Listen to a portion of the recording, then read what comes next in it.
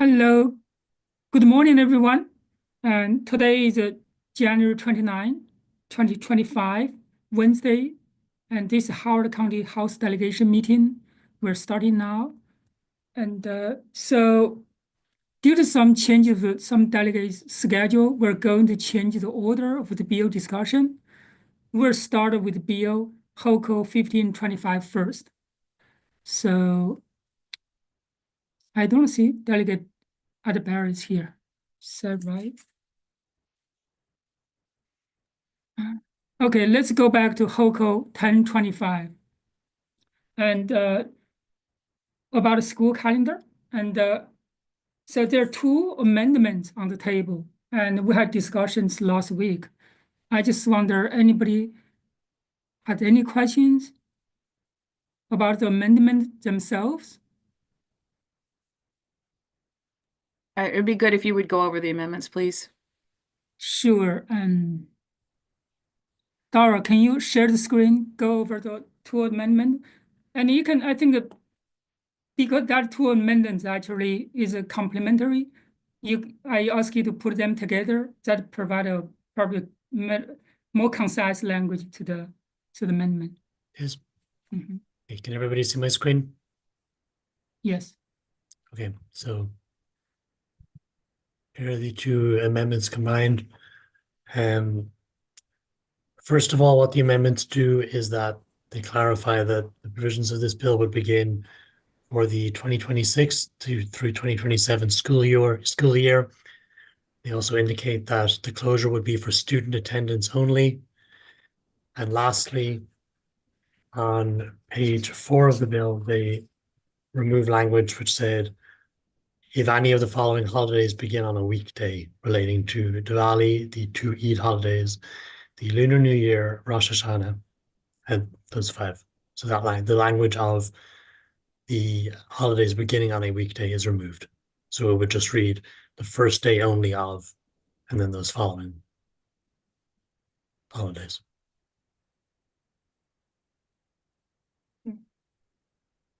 So Delegate Feldmark.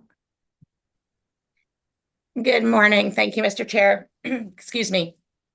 Thank you. I just wanted to clarify with this amendment, it only requires that schools be closed for students, right? It allows offices and professional offices to remain open and allows for the possibility of professional development. I wanted to clarify it would still be within the board's discretion, though, to close schools completely, right? If they so chose. This does not require them to stay open. It simply gives them that discretion. Is that correct? As amended, the bill only creates an obligation for the schools to be closed as it relates to student activities. It doesn't impact the board's authority relating to offices or administration or anything. Okay, thank you so much. Okay. Do we have other questions? Delegate Hill. Just want to clarify, this is actually the current policy. This is the current practice that they are already closing for these holidays for students. They're not closing for administration and staff. Is that correct? So for two holidays and Rosh Hashanah and Rosh Hashanah, Yom Kippur, actually they close for the school faculty as well. So this will not change that practice, just really just codify what the school is doing right now. So by saying for students only, what There's does no only, yeah, the words only removed for students. Mhm. when it says for student attendance, what I'm asking is, does that mean that, and I think that may be what Delegate Feldmark was just asking, but I wasn't clear. So for the two holidays that they're closed student-wide, does that change that? Inadvertently, does that change that? No, And if they decided they wanted to close school-wide for any of these other holidays, could they? yes, And Yeah. is this setting any kind of precedent for our determining what holidays they will have to observe.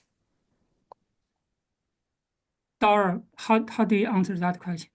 Delegate, are you asking in relation to other counties or if, Now, in relationship to Howard County, is this something new that we're determining their holidays, or is this something we've done before? I'm not aware of whether it's been before. My understanding is that the other holidays are chosen by the board unless there are public holidays. For example, last week, I think like Easter weekend and Christmas were Right. Or Or- that, and that those were statewide, that was there were holidays that the holidays. states dictated for every Yeah. jurisdiction.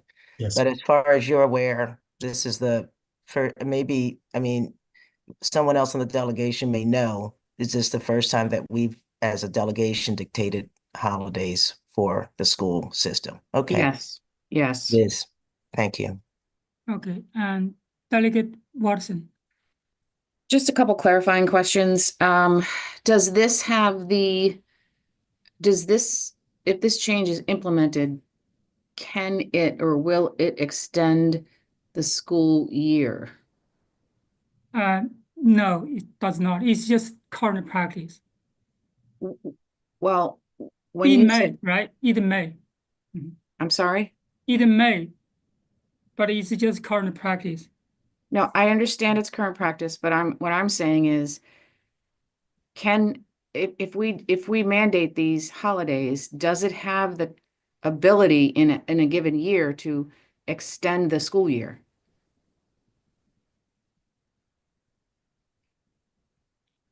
I think they can still extend, right? I'm sorry, what did you say? I believe they can still extend, right, Dara? Is that the If there's somebody from the Board of Education who could speak to that, I think they would know better than. we have two board members here. Okay. Mr. Chamberlain, you want to answer that? Or Miss Mala? I'll let Jen go because she's the chair of the committee. Okay. Miss Mala, go ahead. Thank you. Yes, it can potentially extend the school year because it is requiring that within a 180-day totality that these be required to be off, so that it has the potential to alter the number of days plus or minus. So not the length of this number of days that the students are in school will not vary, but yes, this potentially, while it's current practice, this does potentially add days. Yes. That was not articulate, but Well, I think I understood that. And it also depends on the given year, how many of these particular holidays fall on the weekday. correct. Is it, how long has it been current practice, roughly? It's been current practice since 2018. Okay. And is there a reason why the school board has not addressed this in its own policy? The school board believed that it was under the superintendent's jurisdiction to propose the policy or propose the calendar, and that it was potentially fraught for the school for the school board to make a policy on this because it infringes on the superintendent's territory. So while the board approves said calendar, the calendar committee that exists and even will continue to exist, regardless of the passing of this legislation or not, the calendar is proposed by the superintendent, and the committee must exist because they must also plan any days off for professional development. So the belief that this would eliminate the need for a committee year in and year out is inaccurate, because the superintendent will still need to enact a committee to make sure that the 180 days, the number of hours are also met, and as well as the contractual days for our staff. So that's 193 days for most teaching staff. There are some that are a few more based around the needs of professional development. So, Okay, so I understand that part. There will need to be a calendar committee regardless. yes. But I don't necessarily agree that this is not within the board's ability to tell the superintendent that these particular holidays should Which is, be- I agree, which is why that's the current practice. Okay, so the board does have the ability to determine the policy here. Yes, absolutely. So that's the point I wanted to clear up. And in fact, this is what you have been doing. Yes. Okay. And is there a reason why it's not in the official? Under Or- named and numbered policies. Yes. Because we looked at setting a policy, and last year it came before the board, and I believe the board decided not to adopt a policy, as the recommendation at the time was that this was bordering into the superintendent's jurisdiction. Okay. As well as I don't believe there was consensus Okay. on the policy itself. Understood. So there is not consensus on the board about developing a policy at this time, but there are clearly at least one board member was present who wanted this policy last week, right? Yes, Okay. and Okay. spoke on their own personal interest rather than the position of the board. Okay. I just want to understand what has happened to date. And do we know, and this is for the bill sponsor, whether this is, would this be setting a statewide precedent? I don't think so. It's really local jurisdiction, and I don't believe we even want to apply these holidays to other counties because it depends on demographics of the county. I Has, think- okay, I think I understand that, but I think what I'm asking is, has this ever been done in other counties where they mandate through local state law holidays? I believe there's some other holidays we mandate through school system, right? They're like Christmas and others. So No, but that was done on a statewide level, mhm. not on a local delegation level. So if you don't know it, Uh, that's fine. Yeah, I'm I just trying don't to know. think- Okay, perfect.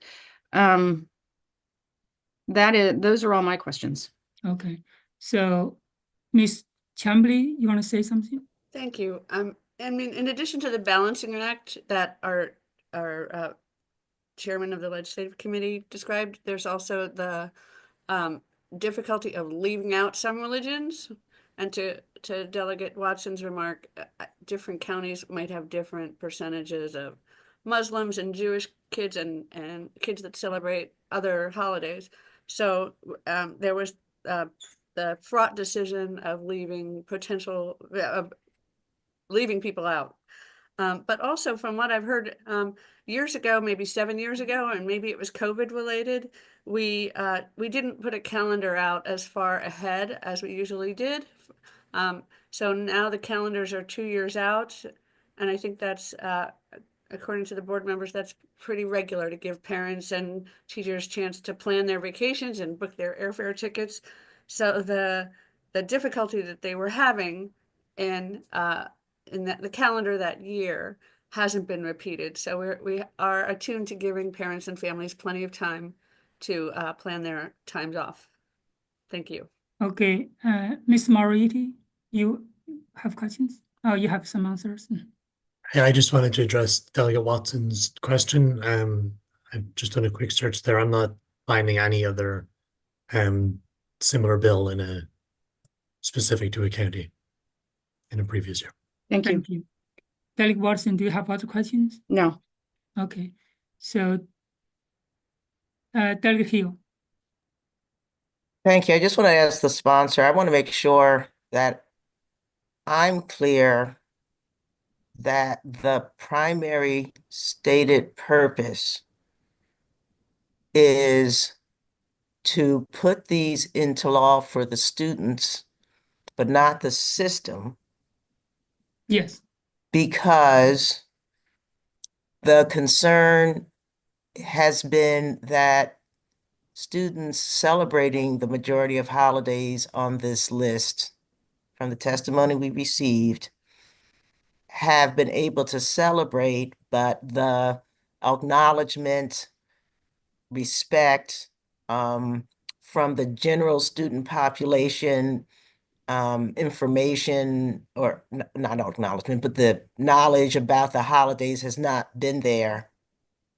And so the idea is for all the students to get the day off so that they'll come to understand why it's important for other people.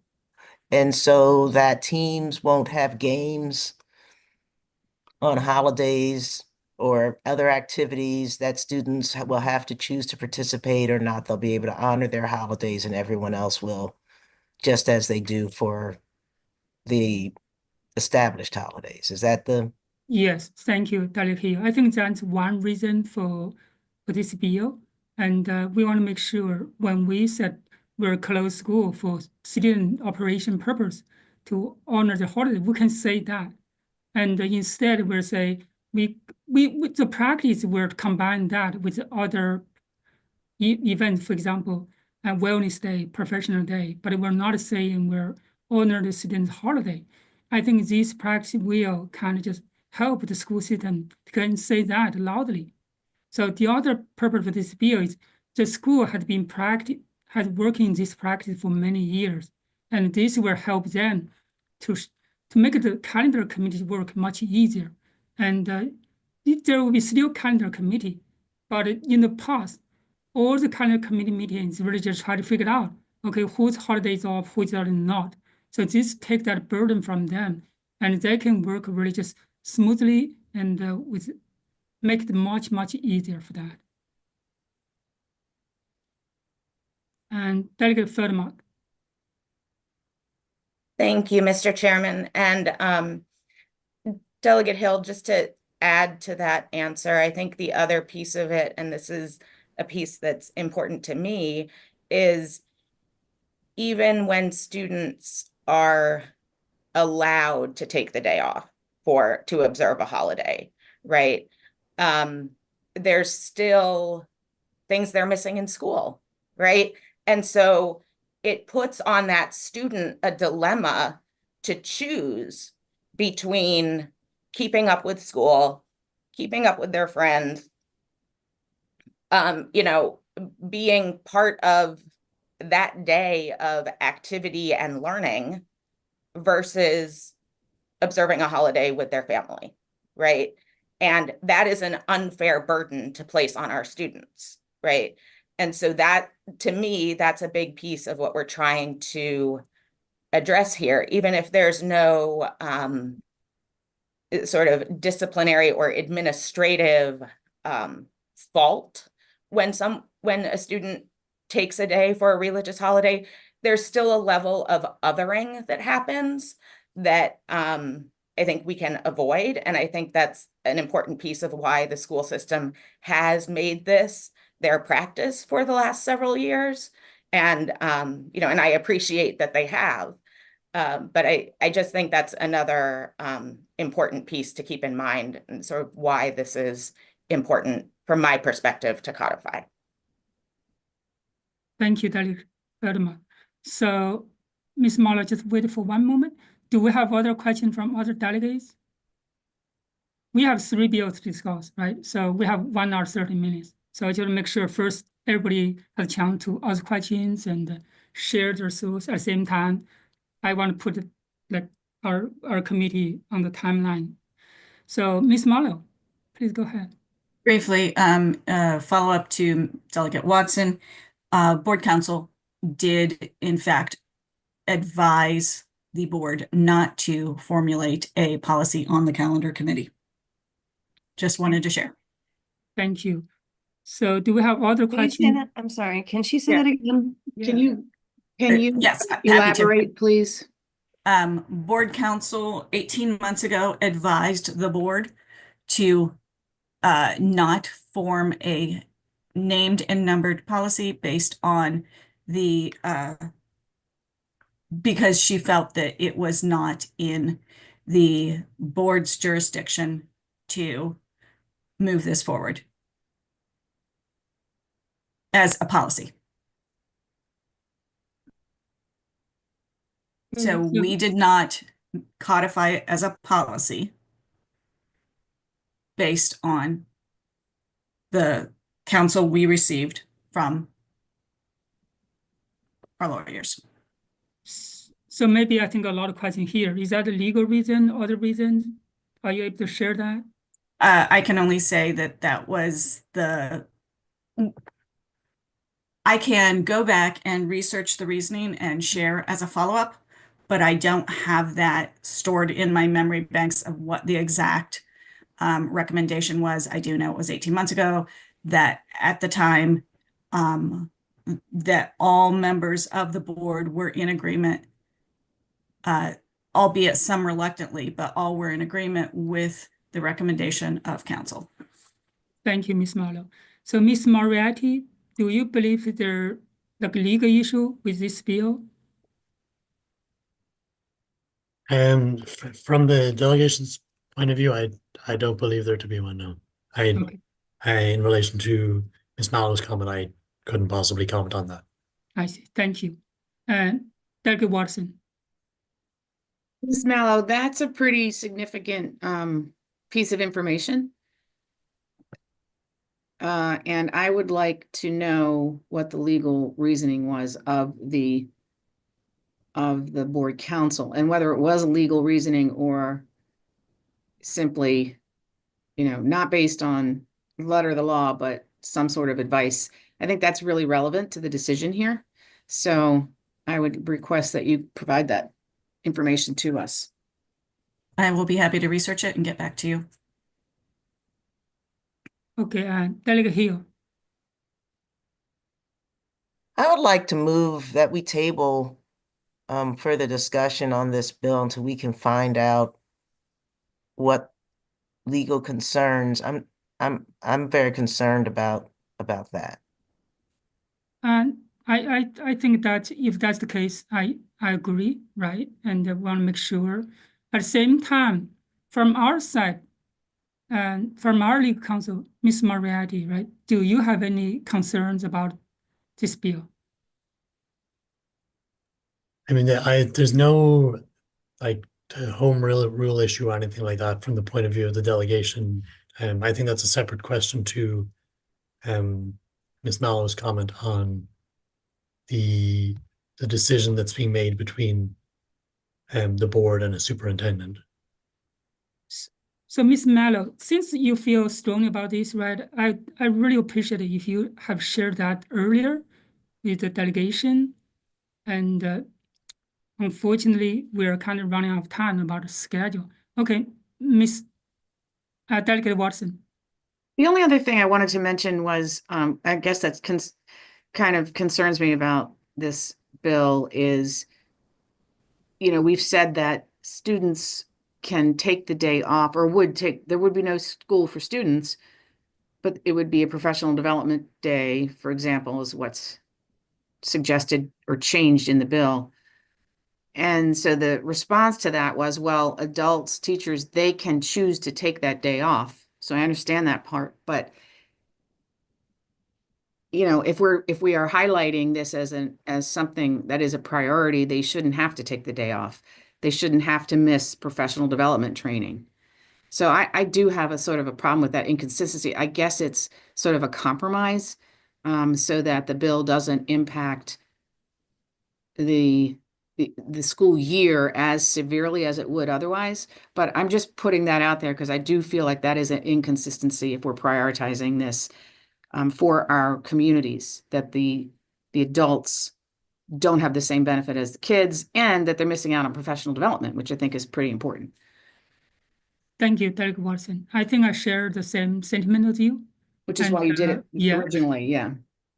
And so I look at our calendar, right? We need to drop the bill. So the next meeting will be February 5th. Is that possible, Ms. Marlowe? You can find that language, we can come back for today or reach out to your legal counsel. What's the memo, if that can be shareable with the delegation? I will try to get to it by 5 p.m.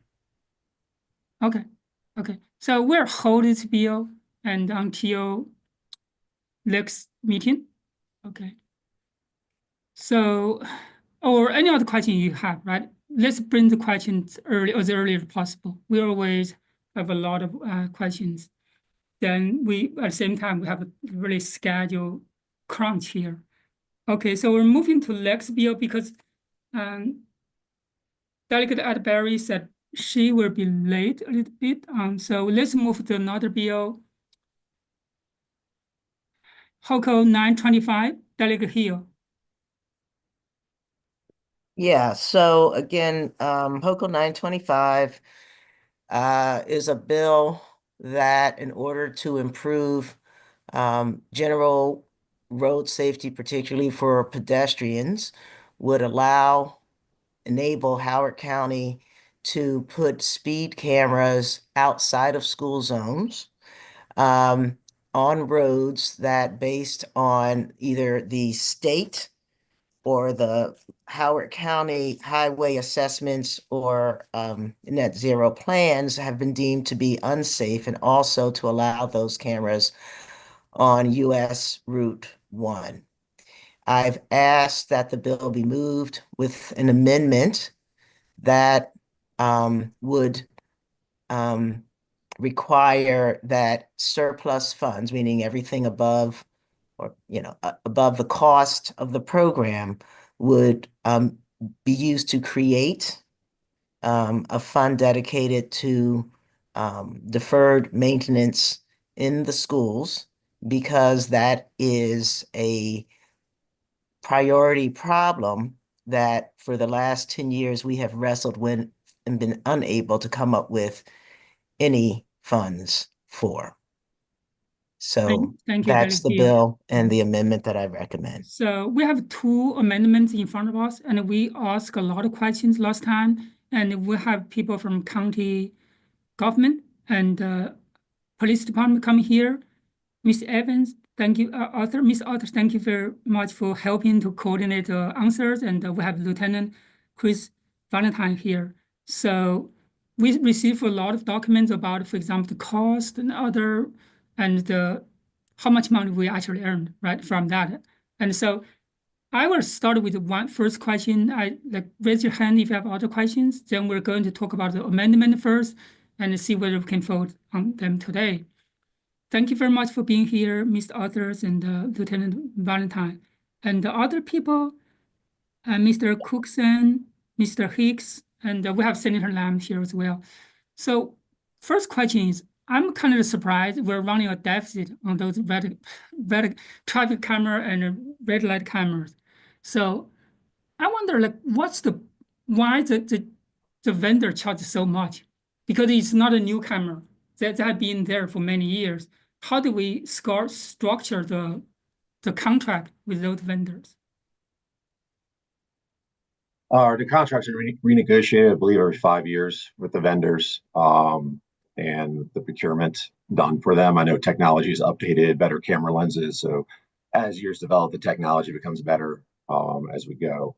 And I can't speak to much as far as why the vendors' prices increase. I would assume maybe just new technology, new prices, and that kind of stuff. But I do know we do renegotiate and look at multiple different vendors for what's best for the county as far as technology and lowering speeds. Thank you, Lieutenant Valentine. Can I just So- follow up on that, Mr. Sure. Chair? Have we always lost money on this program, or is behavior changing and that's why we're losing money? So the past 2 years, we've operated a deficit. I would like to think it's because of changing behavior, Right. which is the ultimate goal of the program, is to change behavior and slow down our speeds in our school zones for our kids. But yes, the past 2 years have been in a deficit. And how many years has the program been in force, Uh, roughly? I want to say roughly 10 years. I Yeah. have to go back and get you the exact date. Okay. That's consistent with what we're hearing from Baltimore City with the speed cameras they put on 83, that it is changing behavior and therefore there is less money revenue collected. So that's a good thing. Thank Thank you, you, Mr. Dr. Chair. Watson. I think that's a great point. So so my point here is like if we install a camera, it changes people's behavior, that's good side. On the other side, the contract itself, I see that from Montgomery County as well. The vendors charges so much money. And but at the same time, I believe you got the diligence there, and probably is that the best offer you can get from vendors. But at the same time, I have a little concern over that. So yeah, just my comment. Thank you. So Delegate Teresa. Thank you, Mr. Chairman. And and I'm sorry if you guys sent us the information already, but are the numbers of tickets going down in the last 2 years, like more so than before? Like, I mean, we must know whether the behavior is changing that much in the last 2 years or not. Yes, our ticket numbers have slightly declined over the past, since I've been here for I think 2 years now, have started to go down. And so they've sort of been declining and declining and declining, and the cost is going up and up and up. I can't speak to the cost going up. I don't know that 100%. I just know that our program citation numbers have gone down with our sites. I mean, we're limited by county council to 8 cameras in our county. Okay, and Ms. Evans, do you know if the costs are going up? Or Mr. Cookson, I don't know who's. I would have to check with our procurement department as to whether the cost of the vendors are going up. And I can circle back to you. So is there concern from the county? I mean, it sounds like it's a good thing if they're slowing people down. Is there concern that this is going to be continuing to run at a bigger deficit, I suppose?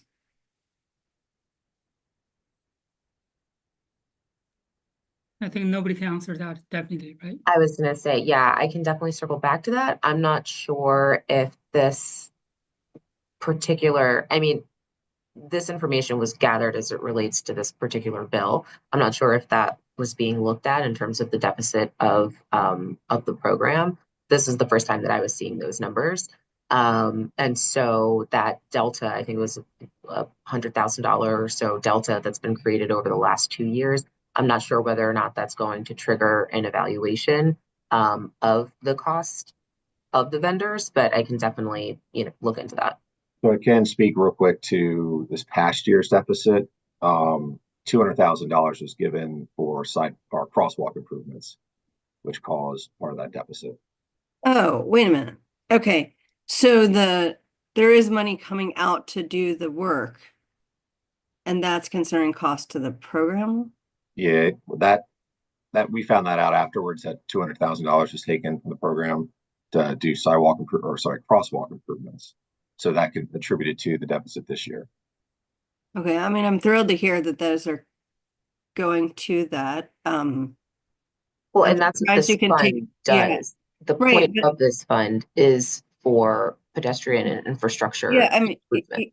yeah, I know. I was on the council when we approved them. I'm just curious. It just surprises me that you can take more money out of the program than you have. But Delegate, okay, I Delegate Fellman. appreciate it. Thank you. Delegate Fellman. Thank you, Mr. Chairman. Excuse me. So I guess if the data we received says there was a deficit of $165,000. But if that's because we used $200,000 to make pedestrian safety improvements, I wouldn't call that a deficit. So I'm a little bit confused. That seems like the program's working because it generated revenue for pedestrian improvements. So I guess what would be really helpful is if we could get the last 5 years, you know, the cost breakdown that you provided here, as well as the number of citations and the revenue they generated, right? And expenditures made for those safety improvements and what those were. I think that would be helpful just to get everyone a clearer picture. And I guess my other question, and this is probably not as easy to pinpoint, you know, I don't know if the contract has an escalation factor or if we're paying the contractor the same amount each year. But certainly personnel costs, I would assume, are going up, just because personnel costs tend to go up. And I'm assuming that most of the work, and I'm asking if you can please verify this or clarify, that most of the work associated with administering the program is kind of at a fixed level, regardless of the number of citations that are issued. But I would like to know to what extent those personnel costs vary related to the number of citations issued. And I do think even if we are spending money on this program, I think we should recognize that if we're spending money for speed enforcement, and it's working, that, you know, depending on the amount, right? But spending money to slow people down on our roads is something our communities want from a public safety perspective. So I think that's appropriate to a certain extent, but I think we need a better understanding of those numbers. And I'm also curious for the police department to address sort of from a resource allocation perspective, what this saves us in terms of what speed enforcement would cost if we were relying on officers to do it in person. So those would be my requests. Thank you. Thank you, Delegate Feldmark. And Delegate Hill.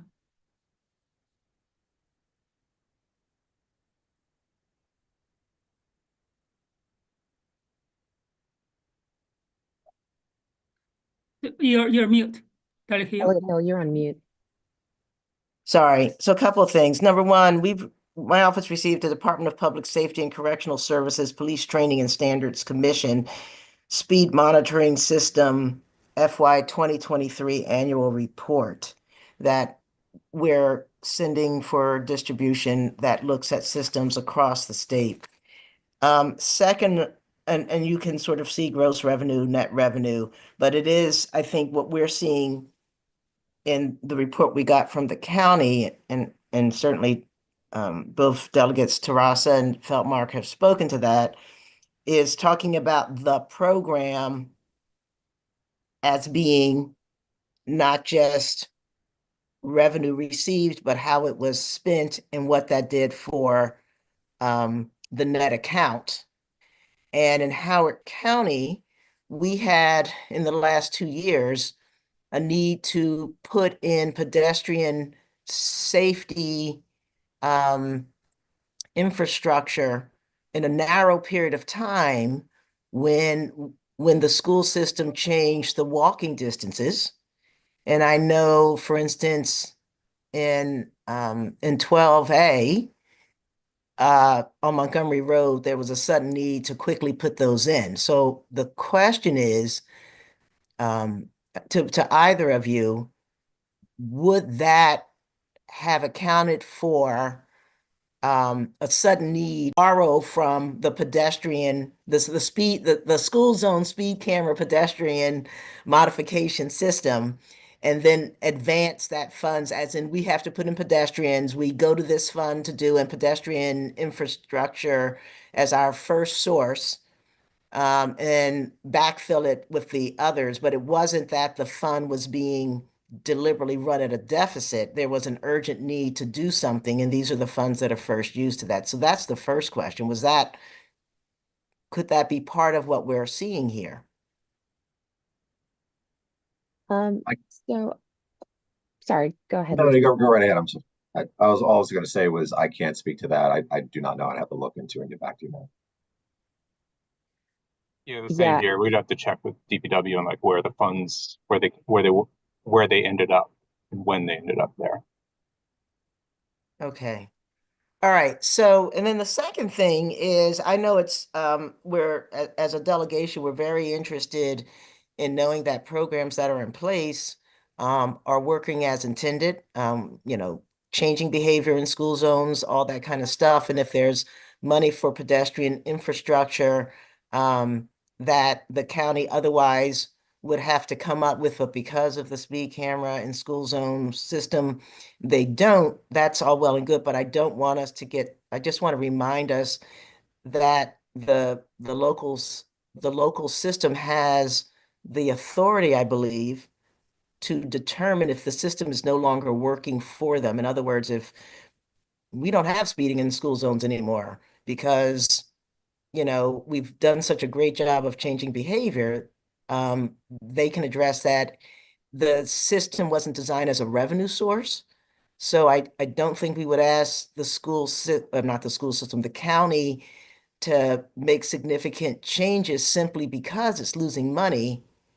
But I think that the county, if it saw that it's costing them more than it's worth from a public safety standpoint, they would look to address that. And if they needed our intervention or our assistance in doing so, that they would do that. So the school system speed monitoring system, Miss Evans, maybe you can address this. It's supposed to be about safety, and most safety issues that the county addresses are not revenue generating things. We do things for safety, regardless of whether it's going to cost us or not. It just so happens that instead of the cost of speed monitoring in school systems coming out of the general fund. Here, do you have a question for them? I'm asking, is that correct? I think we're thinking about it sort of in a different way, that it's a safety system. And if there were no revenue, if all we did was give citations, it would be costing us. Citations without fines, it would be costing us. So your Because point there is are like if fines. in the future the county deem the camera system is not needed, right? They can do it themselves, right? That's the point. That's the question. Thank you. Okay. Thank you for pulling me in. Thank you. I mean, I can say yes, I think we would be operating the program regardless, because it is in fact about safety, not necessarily revenue. And I do think that was one of our just larger concerns and questions that we had with the bill, with the revenue that is being generated. And I think this actually gets to the questions that Delegate Feldmark was asking in terms of seeing what the cost breakdown over the last 5 years, the number of citations and the generated revenue, to see, like what that particular nexus is and the expenditures. So the point is we would still be operating this program because it is about safety and behavior change, not necessarily revenue. So utilizing elements of the revenue projected to fund school capital construction, not only is it unstable because each year you don't necessarily know and you can't project what the percentage of funding would be. As you can see, it's also not a ton of money that's generated. I think there were some projections that were sent from other local jurisdictions that were in the millions of dollars. As you can see, I think one was 8 million. There was another one that was potentially 16 million, Delegate Wu, that you had mentioned. That's not the type of funds that this is generating. So that if we were to adopt this and we were to adopt it, that the funds would go to the deferred maintenance, if we were to adopt an additional amendment or to modify my amendment to say that, but you know, that those funds would only go to maintenance if there's a net, right? And I think that's what it says. It has to be a net revenue. And so you're right, it would not be a stable source, but there's no source for deferred maintenance at all now. And the expectation would be at some point, this would not be providing money for deferred maintenance. But as written, Mr. Moriarty, maybe you can say there would be no obligation to maintain, would there be an obligation, or is there an amendment that we would require so that there's no obligation to maintain it for the purpose of revenue? This is just, right, this is about safety. Is there anything that would require? So yes, you're right, it could cost, my thinking is it could cost if this is Ms. a costly Moriarty, system. do you have an answer to Delegate Hill's question? So Delegate Hill, your question is, could it be changed so that deferred maintenance work is not the required use of these funds? Well, that it makes it clearer that that's not the purpose. And so there's no forget it, never mind. Let me just retract that. Okay, think- I'll shut up now. Thank you. Yeah, Delegate Hill said maybe in the future there's no net income from this system, and what would that happen, right? That means there's no contribution to the deferred maintenance set account. That's required for that. So the revenue that would be raised from the 3 new authorized locations for a speed camera under this bill initially has to go to it may recover the cost of implementing and administering the speed monitoring systems, work zone speed control systems, school bus, so on and so forth. So it's the primary expenditure can be the cost of implementing and administering the speed monitoring systems. After that, in the bill, the specified use would be deferred maintenance. I Thank you. Yeah, So, it- right. If that first, so if the revenue raised didn't cover the cost of implementing and administering the speed cameras, there would just be no money to go towards deferred maintenance. Okay, I think that's the answer Delegate Hill is looking for. Okay, Delegate Teresa.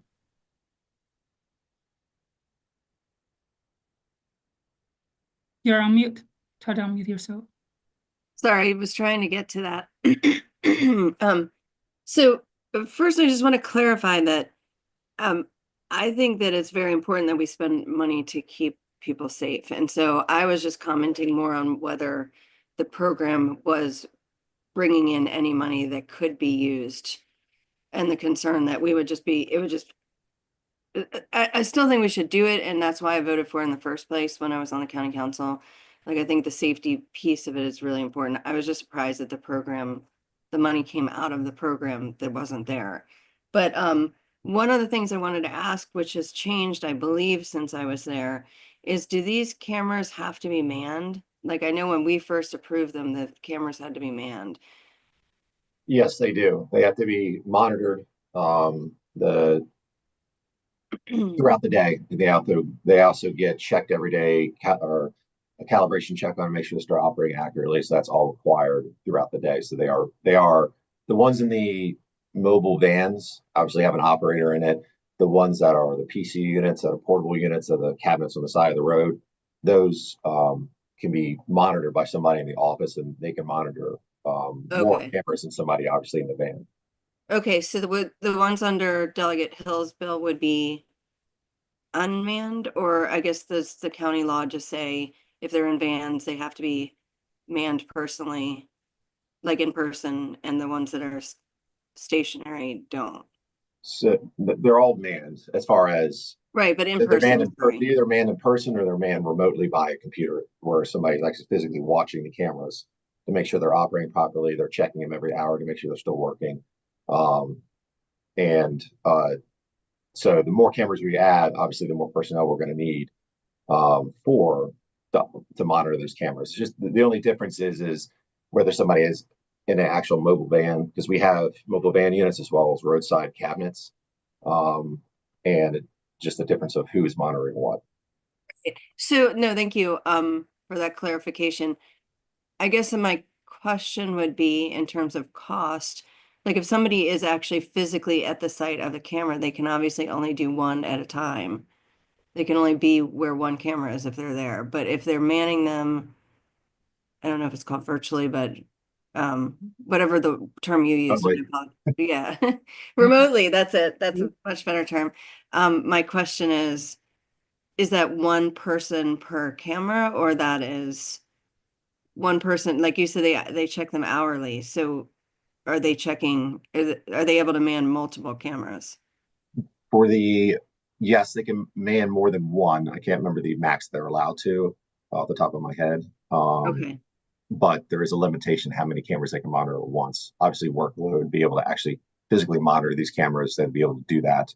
If you have too many, are you really actually monitoring enough the cameras properly? Yeah, obviously we want, Okay, thank you. Okay, Senator Lamb. Yeah, I have two things to point out here. One, I know there's been a lot of discussion on where the money goes, so I guess question on that.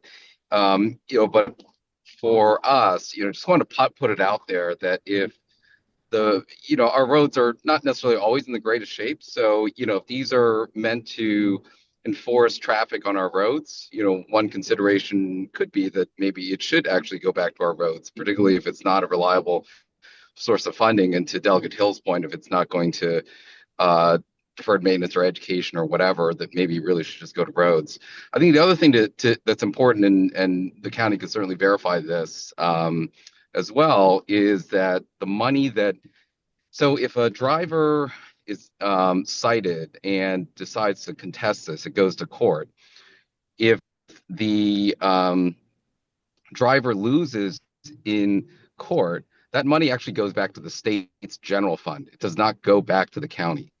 And so there's a loophole in all of this that I think all of you should know, that if it's contested and the driver loses, it goes to the state. It actually doesn't go back to the county. So if that's something that you want to think about, or kind of redirect or clarify, might be something else to think about. The county, I presume, can also verify that for us, right? That money goes to the state's general fund if it doesn't, if the driver contests and the driver loses. I would have to confirm. I think that's what I heard, that. Senator Lamb. Yeah, that's what I heard from Montgomery County as well. If the driver contests in the court and they lost, the money actually go to the state, and they take some effort to get that from the state. And I think it also covers court costs at that point. Yes. So that's why it goes to the state. Mm-hmm. Right, but we don't get any of it. We don't get any of it at that point. So that's the question. Is there anybody can answer that? Maybe that question for next meeting. The answer. I can definitely look into that, but I don't know off the top of my head. Essentially, if I understand correctly, the money that's taken from a ticket that ends up being contested in court and the defendant loses, that money goes back to the state and not necessarily the county. And are you asking whether or not the county has remediated those funds, and if so, how much? Or are you asking how much of that has gone to the state? Yes, or is there any way we can get the money back from the state? On whether we can get the money back and recoup that cost. Okay. Yeah. Okay. Or you could potentially amend the bill maybe to redirect that money to the state. This is a state law. It's probably as a result of some state law or process that sends that money to the state. I see. Okay. Thank you, Senator. We only generally get about 20 to 30 cases that go to court a year. And yes, the money does go back to the state if it goes to court. Okay, thank you. I based on the conversation, I'm a little surprised about we always get a human in the loop, like monitor them hour by hour. There's so many tools, I would say you can do that automatically. And there's so many machine learning tools, right? And that definitely can reduce the cost. I really encourage, we're looking for new tools to reduce the cost. But at the same time, I share a lot of comment with our delegation. This is not about the revenue, right? It's about whether it can change people's behavior, make our roads safer. I personally feel, based on the conversation, probably there's no need for amendment in terms of revenue part. There probably not a lot of revenue comes. And if that's the case, we can just pass the enabling bill, just clean enabling bill that make everything much easier. And for other topics, it will be just kind of other discussions. I want to check with both Delegate Hill and Delegate Feldmark on your amendment. Do you feel you still need I still amendment? feel in other words, whenever there is net revenue, Mhm. I would like to direct it to deferred maintenance because we have no money going Mhm. there.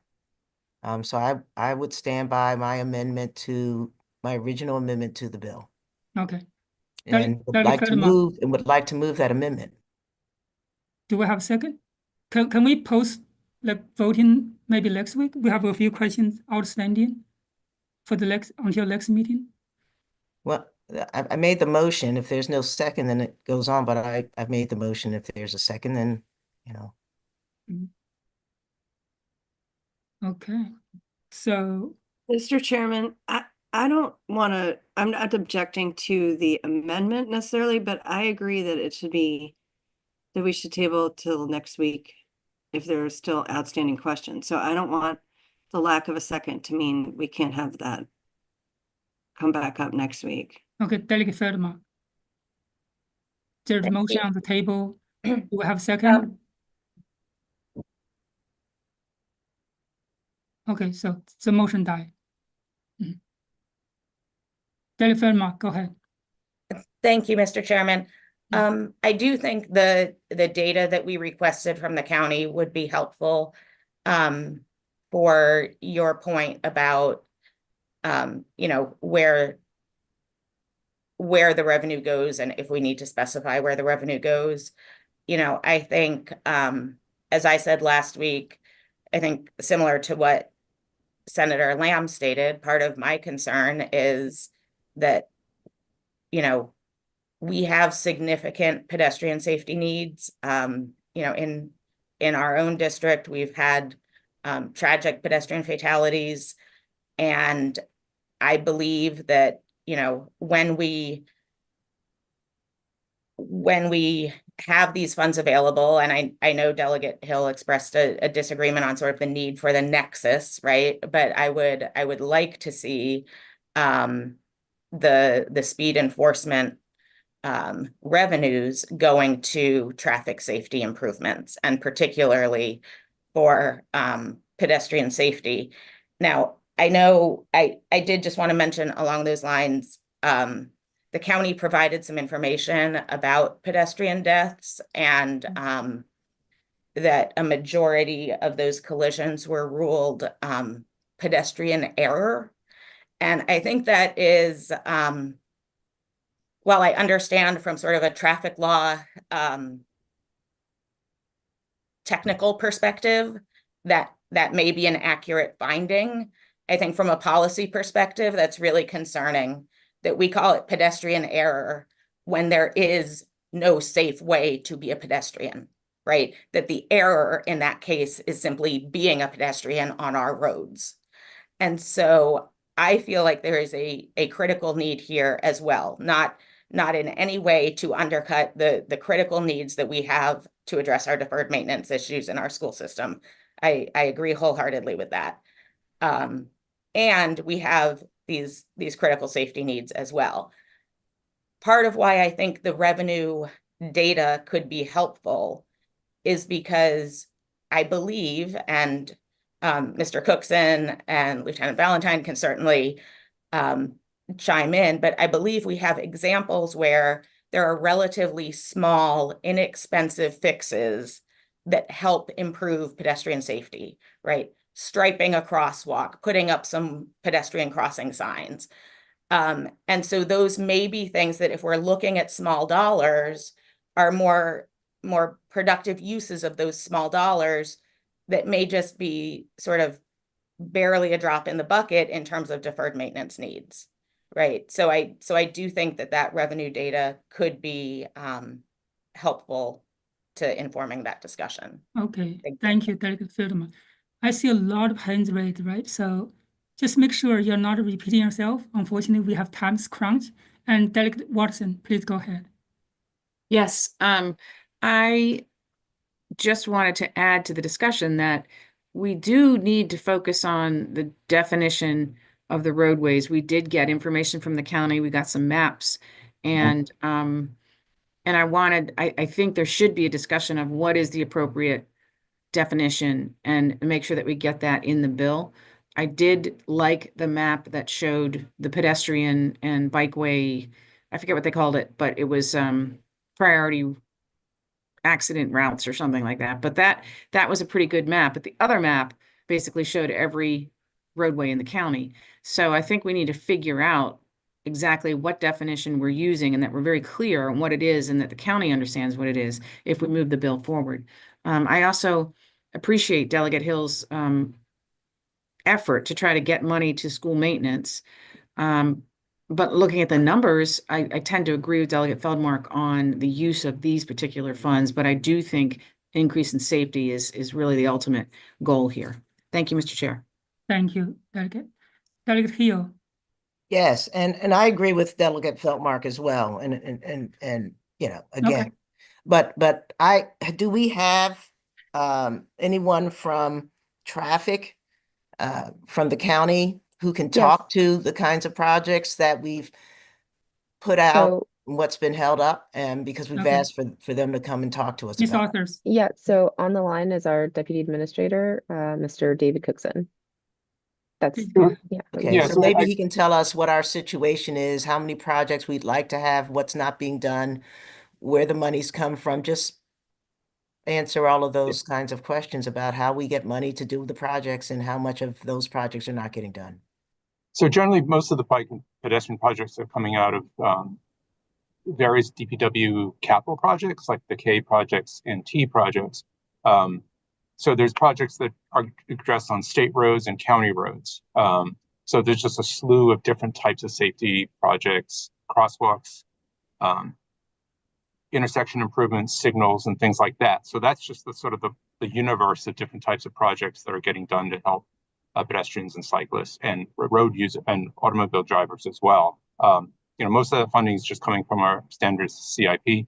So I think this $200,000 or so that was used for a project, we don't know exactly, I don't recall what exactly that project was. We're going to try to find out, but you know, but in many ways, like the number of projects is essentially unlimited because there's always needs and always challenges that are coming up. It's a continuous pipeline of issues that need to get dealt with by Public Works on the road network. So with the funding that they have available, they're implementing, but more funding always makes it possible to implement faster and more projects. So I hope that answered your question. Well, how are they prioritized, right? Yeah, so bike things versus safety, pedestrian crossings. How are you prioritizing what gets done? So the bike plan, the PED plans to really prioritize, you know, what types of projects get done first.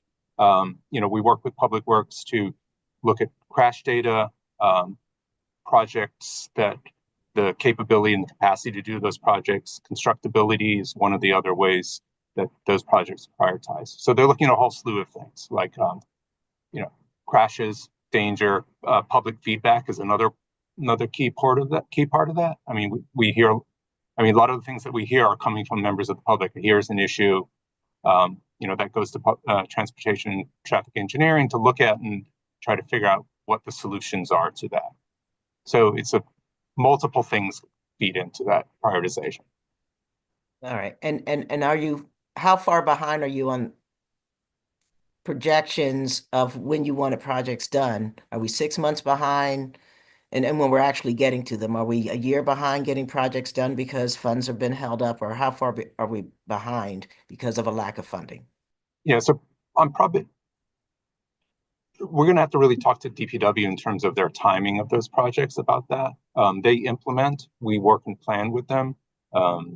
So I'd have to get a feel and read from them and like in terms of timing on projects, in terms of how far behind.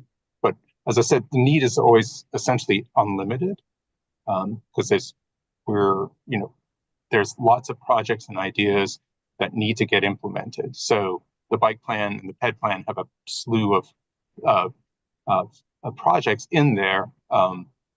They're all working towards getting those done. Some are getting done, have been done, but then there's another pipeline of projects that are right behind that. Ms. Arthur, could you have DPW here for the next meeting? Sure. Yep. I can definitely have a representative here. Okay, so I don't see other questions, so I really hope like we can narrow down the questions, and then next time we can really think about whether we can vote or not. And so since you have other questions, I don't see any other hands raised. Okay, please go ahead, Lieutenant Valentine. I'm sorry. While we were talking, I did some quick math. If we didn't have that $200,000 taken out, we would have had a almost $35,000 surplus last year. And our annual report for our program that's due to our county council every year hasn't been completed yet. But looking at information that was sent, we did have a ticket surplus this past year that occurred because our new supervisor, she changed the way our cameras are deployed from more of just a rotational basis in all our school zones to more of a data-driven, hitting areas that were getting more violations, which increased our citations about 20,000 citations. So if you look at our previous year, we had we exceeded about $62,000, so that cut it about in half when we switched to this new enforcement model. Thank you for that update, Lieutenant. Do we have, you mean we get an extra 20,000 tickets, right? Yeah, about 20,000 extra tickets was issued once halfway through the year once she switched our enforcement model with the new supervisor. Thank you. And Delegate Peraza, you have another question. Yeah, and actually, it's a really quick, easy one. Were those maps that Delegate Watson was referring to, did those go to all of us? Because I just missed them. You have it.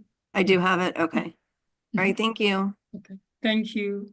So we're going probably schedule the extra meeting before next Tuesday, next Wednesday, and in case we have other questions. So I'll work with everyone to see what's the best time for that. And thank you everyone for coming here, especially from the county government, Ms. Authors and or other department head. And this concludes today's discussion. Thank you very